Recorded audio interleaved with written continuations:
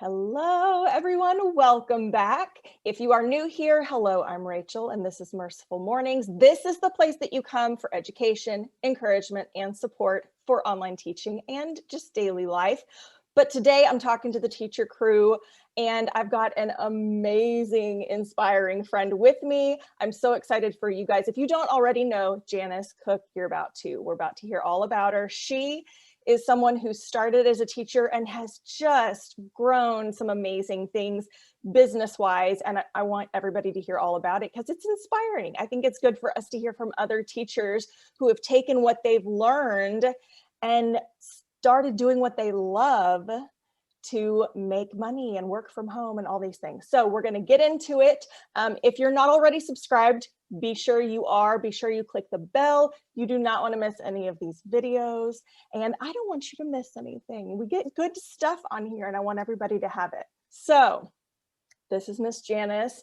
Please tell everybody who you are, what you're about. Give us a little of your history and background. I'd love to. I love the audience that you serve here on this channel, but I was a classic brick and mortar teacher for 12 years. I did my 12 years of public service. That's what I always say. I did 2 years at the elementary level, and I did 10 years at a public middle school. And it was a great gig. It was the hardest gig to leave because on paper, I had the best job. I made very good money as teachers go. I lived 4 minutes away. So this was not a sad commute story. I had 2 classrooms, an office, and a bathroom in my classroom. So this is not like a grass is greener type situation. I had already jumped districts one time. So I knew that I had played the grass is greener game, right? I had a job, it was perfect until it wasn't. So I hopped to one more place and then that job was perfect until it wasn't. And I think that people don't really talk about that in the teacher burnout story. It's really interesting. It can be the perfect job and the perfect choice one day, and then seasons change.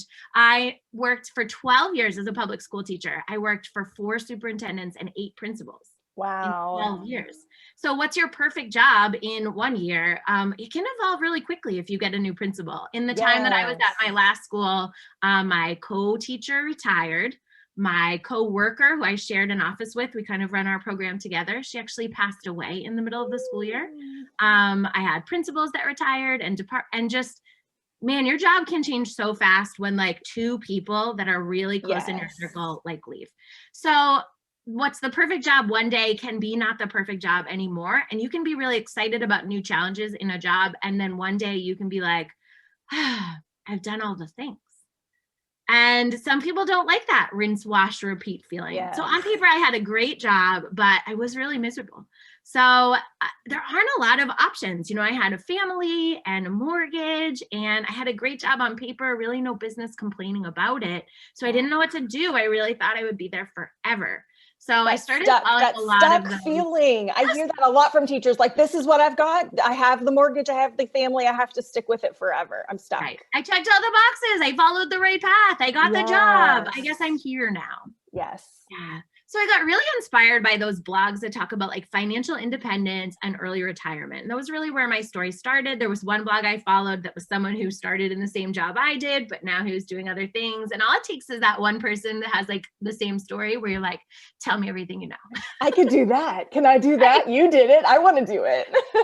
And that's not the path I ended up going on, but there's that moment where you see that there's one path out and you're like, oh, maybe I'm not stuck here forever.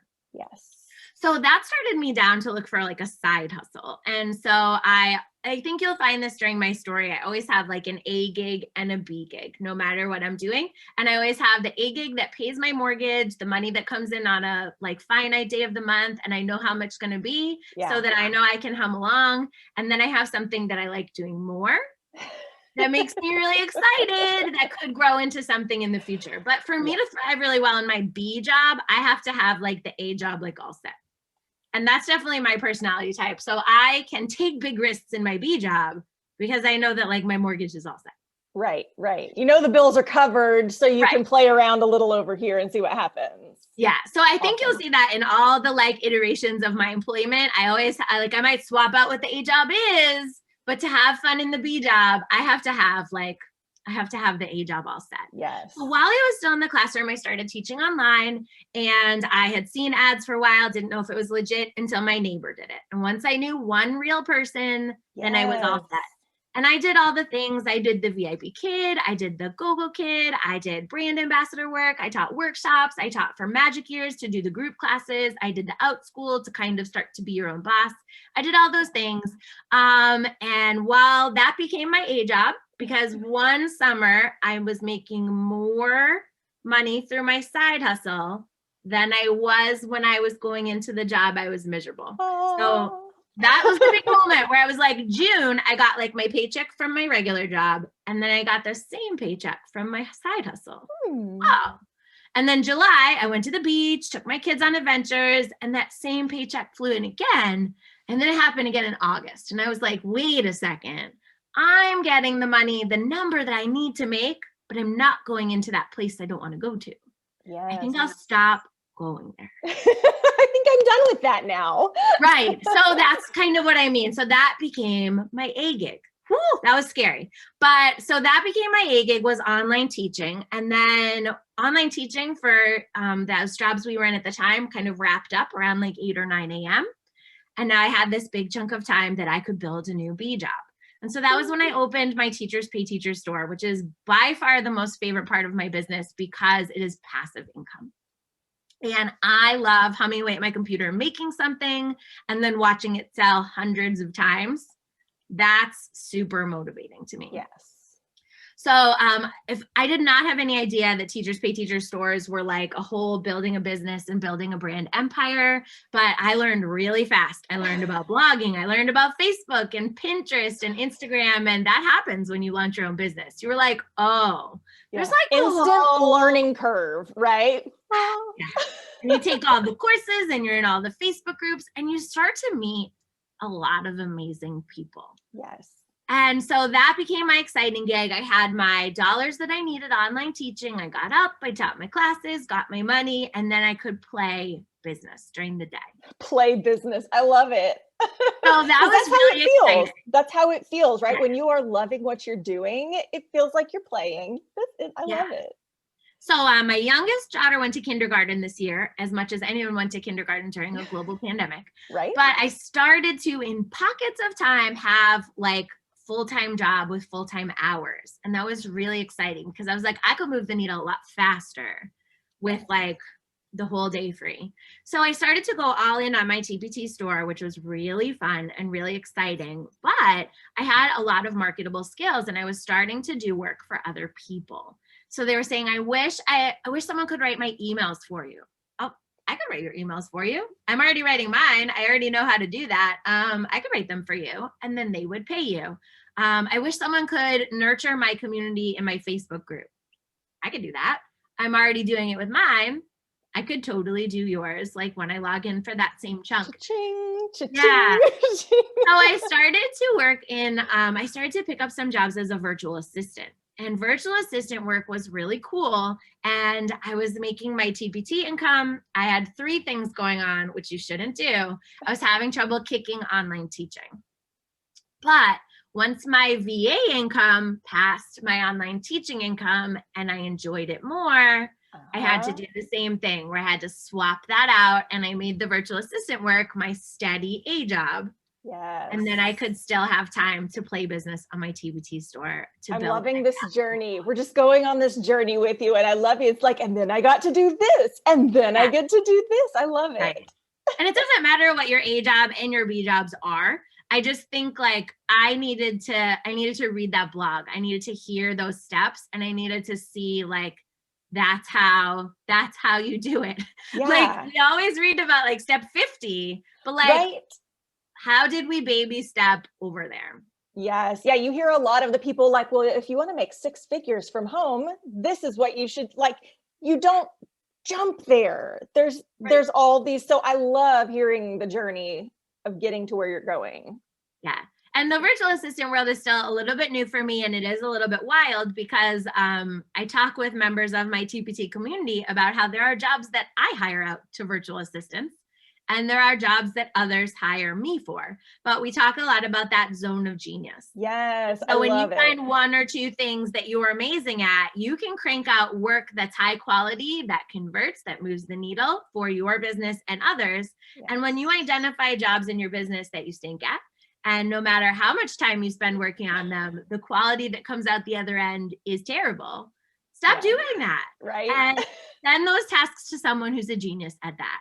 And so it's always like a little balance game, but you have skills that you try to learn and you realize you still stink at them.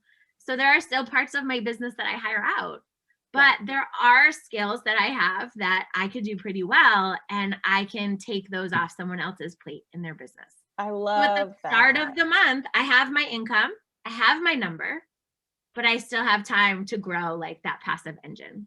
Yes. And one of my biggest things, you know, Merciful Mornings in general, I love helping people identify those strengths, those skills, those talents that they don't even realize, because a lot of times we don't know, we just do the things. Mm-hmm. And then somebody goes, how do you do that? That's so hard. And you go, no, I just do it. It's just my thing. It's what I do. Pinpoint that and run with it. And so I love that just in doing your everyday stuff, you're going, this is what I'm good at. I kind of stink at this, so let's do more here and get help there. That is key, I feel like, to growing in this. And sometimes it's others that see those gifts in you. So they say like, I hired you to do this, but like, no, you are a genius at that. Can you do that for me instead? Yes. Okay. And then you grow into those jobs, and there's skills that maybe you 80% have, and you're like, okay, I will go get the other 20%. Like, I will keep learning and keep growing my skills. And one of my clients right now, I only have one client of this type that I have space for, but I do executive assistant work for her. So I actually jump in her inbox in the morning, and I do as much of her work as I can before her time zone starts. Yes. And I act as her, and I do the things that I can do, and I clean out her inbox, anything that can be done by another person. And I streamline her team and answer the messages from other people, so that when she comes in, her CEO brain can just be CEO. Oh, I'm like, this sounds amazing. These are like business goals, right? Life goals, business goals. It's one of those things that I didn't know people hired people to do that. I didn't know that you could borrow someone else's brain. I didn't know someone else could be inside your inbox. I didn't know people would want to hire out that skill, but this was someone I was doing another job for, and they were like, actually, I need to just borrow your brain for X hours a week, and I need you to just like, boom. Yeah. And then Rachel taught me about Asana, and so that's actually where we do run that business's team. And I caught myself up to speed on Asana real quick. I didn't think I needed Asana in my business, but this person, the more they were describing it, I was like, I think this is that Asana thing Rachel told me about. We're going to have to do that thing. Right. I was like, one more time, Rachel, from the top, because now I could listen through the lens of another brand. And it does, it works really well. And the more full my brain gets, the more I jump into Asana, and it's like, stop, girl. First, you need to do these 3 things that you said you do every Monday. Okay. Yes. Oh, I love it. I love it. And listen, you want to talk about a quick study? Janice was like, tell me all the things. And I'm like, here's all the things. And she's like, done. Right. And she goes on about her business. I love it so much. And that's part of it, is if you know there's a skill you need, there's a, whatever it is that you need, you just soak it up and run with it to do the things that need to get done. Right. And Rachel always talks about those skills that we bring from that first classroom teacher career. So I was a band director. I was always running like multiple grades and different staff members teaching lessons and planning concerts at this venue. Like I always had to see the whole spider web, but I guess I didn't realize that like that isn't like a brain space that everybody has. Right. So some people can do like today's task, but they like, if you ask them a question about Q4 or like next October, that's not it. And I have more trouble living in the today. Which is why our brains go so well together. Yes. I don't have that long term. I'm always like, I need your logic brain, please walk me through this. Right. I said, that sounds like a good plan, but I'm worried about next February, how it's going to connect. Next February? Who even is that coming? I don't know. But if I can sketch out like the whole mind map and the whole spider web and everything makes sense and it's linked together and it seems like it's working, then I can like breathe and I can like do all the things. And so that's where we are with Asana. The first time I learned about it, I was like, I don't think I need this. I think I'm good. And then I was like, oh, I understand. And then I could do it because I was working for a business that had a larger team. Yes. And we were just talking about moving things from one team member to another. And I was like, I think this is what Asana does. Yay. So good. Some people have that much chaos in the head that you have to get it. It's like team working together, but in your brain, and you just have to get it all out. Yeah. And others, it's like it literally the whole team, and you need that collaboration. Yeah. So, and I thought I was holding it all in my brain really successfully, but once you have a place to put it that isn't your brain, yeah, you can do other things a lot easier. Right? It just kind of flows. There's a little more peace in your life that you're not having to hold it all. Yeah. And so sometimes you have to hear more than one story and more than one way up the mountain, and you have to hear about Asana more than one time. But all those skills that I use now, like I'm still connected to teachers and I'm still connected to students all the time. And I'm still lesson planning and I'm still planning curriculum and I'm still doing all the things that I loved about teaching, but I'm my own boss. I make my own schedule, all of those things that you don't think are a thing. I think when you're trapped in the job that you don't like. Yes, exactly. So all these things after the journey, right? We've had the whole journey, which was amazing. I would love to hear like your key takeaways for people. Like, what do you think? Like, this is the best that I've come away with all that. You have your A job that pays your mortgage and you have your B job that's passive. And like, it doesn't matter what they are. And so you're going to keep meeting people and be like, I might like to do that. I would hate that. Maybe I would do this. I don't like that. Yeah. And once you find someone that's doing something that's interesting, I would say just slide into their DMs. Like if you're an Instagram person, that's not creepy. If you're asking a question, you say like, wow, that looks really fun. I would love to do that someday. I would say 80% of my DMs start that way because they just don't know. Like, is this available to me? Those are my favorite messages, is because that's why we're doing what we're doing, right? A lot of the coaching, the working is so that other people know that it's an opportunity as well. And so those are my favorite messages when somebody says, hey, I just have a question about this, or can you tell me a little more? Yes, yes, I can. And so it's creepy if I slide into Rachel's DMs and I'm like, do you want to be an online teacher? Rachel, we can't do that. But if Rachel slides into my DMs and she's like, I see that you've been doing this. I wonder if I could do that one day. Can you tell me more about it? Now you guys have something in common. You have a connection point and you can start a conversation. And those connections are amazing because if you know one person who works on the internet, that person probably knows hundreds of people that do all different things. And all of our connections in DMs are amazing because they're like, well, what would you do? That's a great question. My friend Leah does this. My friend Lisa does that. Have you met my friend Megan? She does this. And people listen and then they think, I'll have number 7. Yeah. Like, I think that one sounds the most like me because we learn what we do by what we do not. Like you have to hear a whole menu. And then you're like, well, I can connect you to person number 7. Yes. And then you slide into their DMs and you start to find, you'll know it when you hear it. You find your people, you find your thing, and it feels amazing when you do. I love that. And I love watching people like, oh, that is my thing. And they start to do it. And I love this. And I'm making money. And it's so rewarding to watch that happen. But if you're casually scrolling and you see people who have what you want and you don't start a conversation with them, then you don't know. And sometimes they'll be like, you needed a 4-year degree to do that. Or you would need to go back to school for 9,000 things. Or you have to start by taking this course that's $9 million.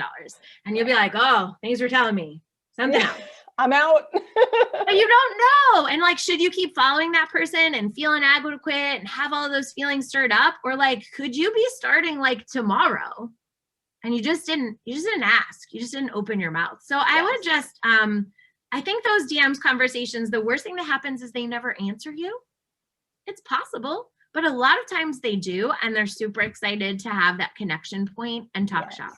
Yes. So it's a brave thing. It's a brave thing to jump in and say, hey, can you tell me a little more about, I'm kind of interested in, it is a brave thing to get in there, especially right now. I feel like we're all a little like in our holes after the past year plus, like, do I have to talk to people? So it is kind of a brave thing, but it's so, and I think you would say it's so worth it. So worth it to learn.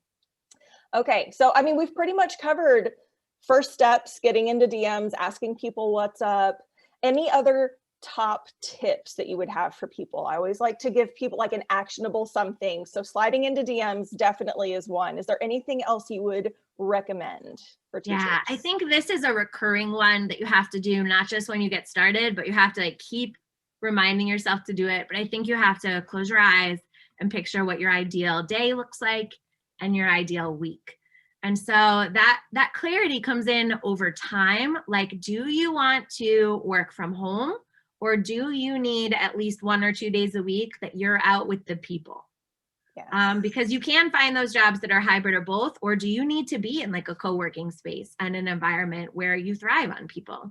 My neighbor is a teacher and she's kind of trying to find her perfect side hustle, but she has said that she doesn't know how she would go from like 0 to 60 with like all the people all the time in the school and then like just from home. Like she definitely needs like change. Yeah. So she needs a side gig that also has access to people.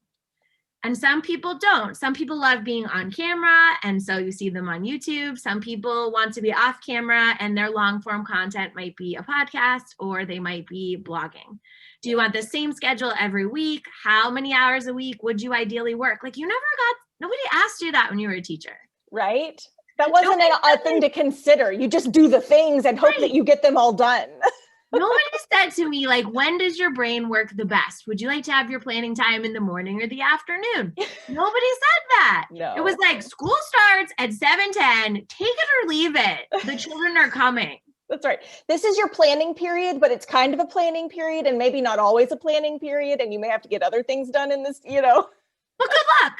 Yeah. And then you meet people who work from home and you find out that like, if you're a night owl, you could just work at night when your brain's actually working. Or if you're a morning person, you just get up and use your brain when it works and then move your other things into other time slots. But you have to have that clarity to know what works for your brain so that you can build a life around it.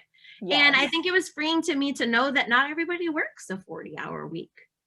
You have to know what your number is. Do you need to make $2,000 a month? Do you need to make $5,000 a month? Like, what do you need to get to? And then like, we can build how to get there, but there are people who get to their number in less than 40 hours a week. And so it's okay. Right. You have to know the ingredients of the puzzle so that you can start to build it. And I know a lot of people right now are talking about having a good number where like you're comfortable and you can pay your mortgage and you can sleep, right. And like a better number. And then like that best number that would make you feel like Oprah. Right. Yeah, that's right. The dream Oprah number. Right. Like, I'll be comfy with this. This would be kind of exciting. I could move in this direction. And then like, what if? The what if number. Yeah. That's so. And without that passive income piece, I don't think you can reach for the Oprah number. Yes, I agree. Oh, it's so good. This is so fun. I love hearing other people's journey, and I think it's so inspiring. And I would say to anybody listening today, if you are like, yep, I need some of this. I want to look into the A/B option. I want to see what my skills really are, what I love, all those things. If you want to look more into that, we're both open. I'm going to leave all of Janice's stuff in the description box. So be sure, she's big on Instagram. So you want to be sure she's one, you can slide into her DMs and she's going to respond. Okay. So, and same here. So if you're interested in like the VA, like that virtual assistant stuff, she's a good one to pick the brain. If you're more interested in teaching what you love online, exploring your passions, making money that way on your own schedule, I'm here for that. I love it. I've got a course for that. My email is always open for questions. So just be sure to reach out, ask the questions, be brave and do the thing. And start the conversation. People will find you the right person to talk to, will pass you around until you find your home. Absolutely. And we would love to hear from you and get that going for you. Whoever it is that's your person, we would love to get that going for you so that you can be doing these things too. And maybe work towards your what if Oprah number. Right? And I love think for it. both Rachel and I, someone did that for us, right? We Absolutely. started sliding into someone's DMs and asked them all our questions, and we're just giving back. And if we can get one other person out of a job that they hate and Yes. into this amazing life where you just design your own day, it's kind of awesome. Absolutely. So guys, connect with us, check the description for contact info. If this was helpful for you, if you liked it, be sure to click the like button and share it with other people that you think it would be helpful for. We love to spread the love, and I will see you in the next video. Thank you so much, Janice, for being You're welcome. here. Thanks for having me. Bye for now.